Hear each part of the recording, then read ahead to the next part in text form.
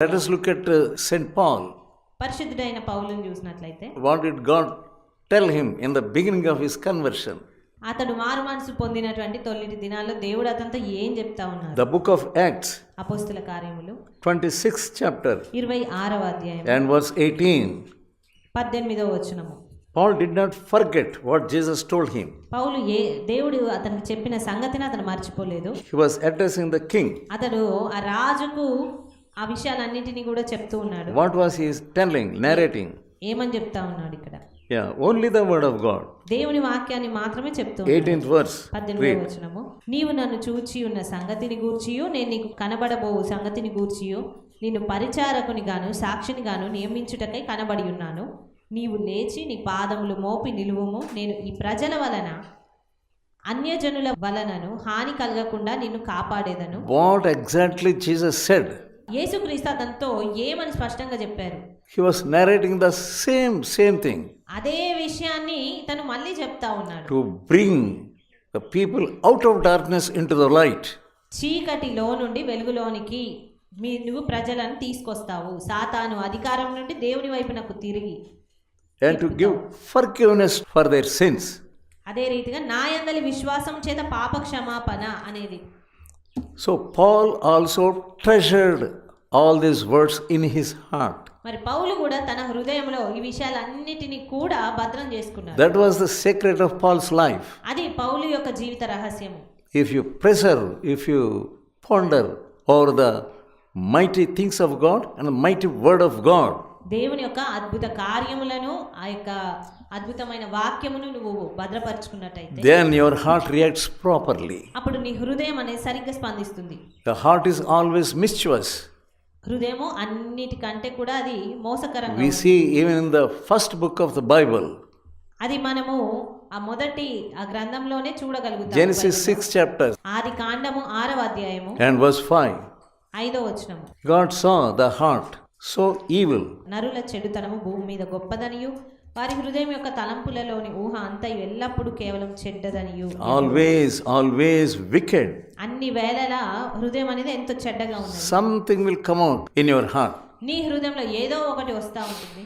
In this compound, suddenly we see some thorny bushes, unnecessary plants, some weeds. ఈ ఆవరణంలో మన మధ్య కొన్ని మార్లు అనవసరమైనటువంటి పిచ్చి మొక్కలు లేదా ముళ్ళ తుప్పలు రావడం చూస్తూ ఉంటాము. I will make these girls to weed them out.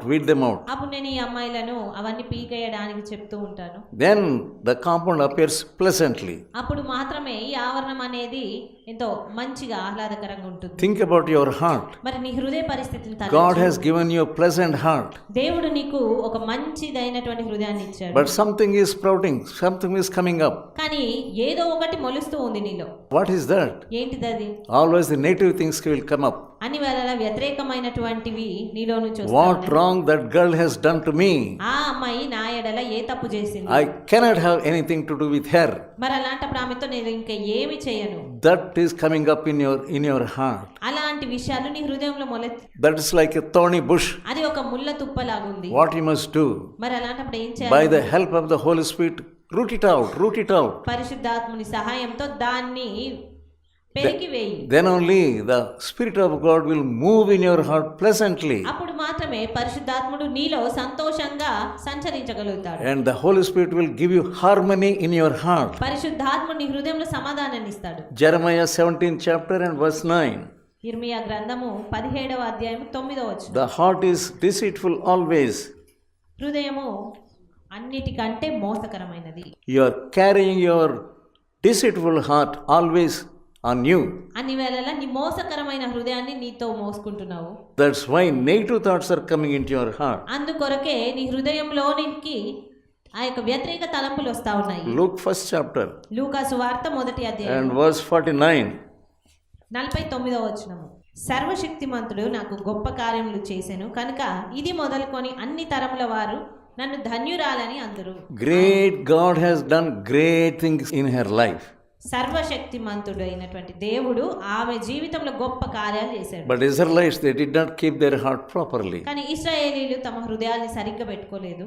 God has done great things in their lives also. దేవుడు వారి జీవితాల్లో కూడా గొప్ప కార్యాలు చేశాడు. But they forgot every work. కానీ వారు సమస్తమును కూడా మర్చిపోయారు. How many good things God is doing in your life? ఎన్ని మంచి కార్యాలు దేవుడు నీ జీవితంలో Are you చేస్తున్నాడు. forgetting? నీవు మర్చిపోతున్నావా? Then poison enters into you. అలాంటప్పుడు విషము నీ హృదయంలోనికి Poisonous plants will sprout out. ఆ యొక్క విషపూరితమైనటువంటి మొక్కలు మొలకెత్తుతాయి. Psalm 119 and verse 11. Keerthana 119. What about David? దావీదు గూర్చిన విషము 11th verse. నీ ఎదుట నేను పాపం చేయకుండునట్లు నా హృదయంలో నీ వాక్యం ఉంచుకొని ఉన్నాను. I treasured thy word in my heart. నేను నా హృదయంలో నీ వాక్యమును ఉంచుకున్నాను. You will be far from sin. నీవు పాపమునకు దూరంగా ఉంటావు. 15th verse. 15వ వచనం. నీ ఆజ్ఞలను నేను ధ్యానించెదను, నీ త్రోవలను I మన్నించెదను. will meditate thy statutes. నేను నీ ఆజ్ఞలను ధ్యానిస్తాను. Whenever you get time, నీకు సమయం దొరికినప్పుడల్లా meditate the word of God. దేవుని వాక్యం ధ్యానించు. And 16th verse. 16వ వచనం. I delight myself in the statutes. నీ కట్టడలను బట్టి నేను హర్షించెదను. That's why when you meditate the word of God, you must have delight in your heart. అందు నిమిత్తమే మీరు దేవుని వాక్యం ధ్యానిస్తున్నప్పుడు హర్షించగలిగి సంతోషించగలరు. Then you will receive the great reward in your life. అప్పుడు మరి మీ జీవితాల్లో గొప్ప బహుమానాన్ని మీరు God పొందుతారు. wants you to change your attitudes. దేవుడు మీ వ్యక్తిత్వాలని మార్చాలి అని తలస్తున్నాడు. You are keeping somebody in your heart, నీవు ఎవరినో నీ హృదయంలో పెట్టుకుంటున్నావు, pondering వారిని తలస్తూ ఉన్నావు. what wrong that man has done in your heart. ఆ వ్యక్తి నీ హృదయంలో ఏ తప్పిదం చేశాడు. There is a little magic ఒక చిన్న మ్యాజిక్ ఉంటుంది.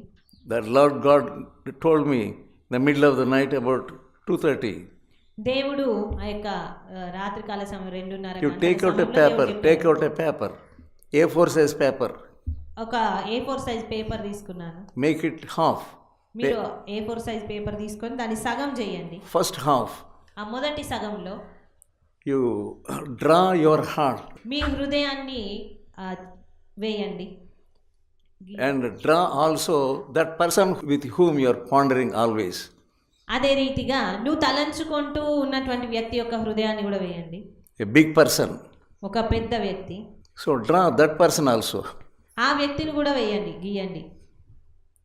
So if you want to delight in the word of God, if you want to get reward, ఒకవేళ మీరు బహుమానం పొందాలి, దేవుని వాక్యం అందు సంతోషించాలి అనుకుంటే don't make that person bigger and bigger. ఆ వ్యక్తిని పెద్దగా చేయవద్దు.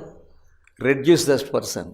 ఆ యొక్క వ్యక్తిని చిన్నగా చేయండి. Second half of that paper, that page. ఆ రెండవ సగము ఆ పేపర్లో రెండవ సగం. Again draw your heart. మరొకసారి మళ్ళీ మీ హృదయాన్ని గీసి Reduce that person. ఆ వ్యక్తిని చిన్నగా చేయండి. Small person. చిన్న Very వ్యక్తి, little person. చాలా చిన్న వ్యక్తిగా చేస్తే Then turn that paper. అప్పుడు ఆ పేపర్ని The other page, the second page. అప్పుడు మరో వైపుకు ఆ పేపర్ని త్రిప్పినట్లయితే Again take out the first part. ఆ పైన మళ్ళీ ఆ సగంలో Draw your heart. మళ్ళీ మీ హృదయాన్ని గీయండి. Reduce that person to the ant. ఆ వ్యక్తిని ఒక చీమంత సైజో లేదా దోమంత And you have సైజో reduced that person. ఆ యొక్క వ్యక్తిని చిన్నగా చేస్తే That means you are not pondering over that person. దాని అర్థం ఏంటంటే మీరు ఆ వ్యక్తిని గురించి తలంచట్లేదు అని. There's second half. ఆ తర్వాత ఆ మిగిలిన In సగంలో between first part and second part, write this verse, in the name of Jesus. Yeah. మొదటి భాగానికి ఆ రెండవ భాగం ఇంకా క్రింద మిగిలిపోయిన భాగానికి మధ్యలో ఒకటి రాయండి. ఏమని అంటే యేసు నామమున. That's all. You get out. You say to that person which is so small, ఆ చిన్నగా చేసినటువంటి ఆ వ్యక్తిని ఆ యేసు నామమున నువ్వు బయటికి వెళ్ళు అనగా, get out from my heart. నా హృదయంలో నుండి బయటికి I వెళ్ళు. cannot ponder over you. నేను నిన్ను గూర్చి తలంచను. In the name of Jesus, యేసు నామమున I will treasure the word of God. నేను దేవుని వాక్యమును తలపోసుకుంటాను, భద్రం చేసుకుంటాను. Then the next half, ఆ తర్వాత ఆ మిగిలిన సగంలో draw your heart నీ హృదయాన్ని గీసినట్లయితే and draw the Bible in that heart. ఆ యొక్క హృదయంలో బైబిల్ని వేసుకోండి. So pleasant. అది ఎంతో This magic God has given me in the middle of the night. గత రాత్రి దేవుడు ఈ మ్యాజిక్ గురించి నాకు చెప్పారు. Delight in the word of God. దేవుని వాక్యమందు సంతోషించండి.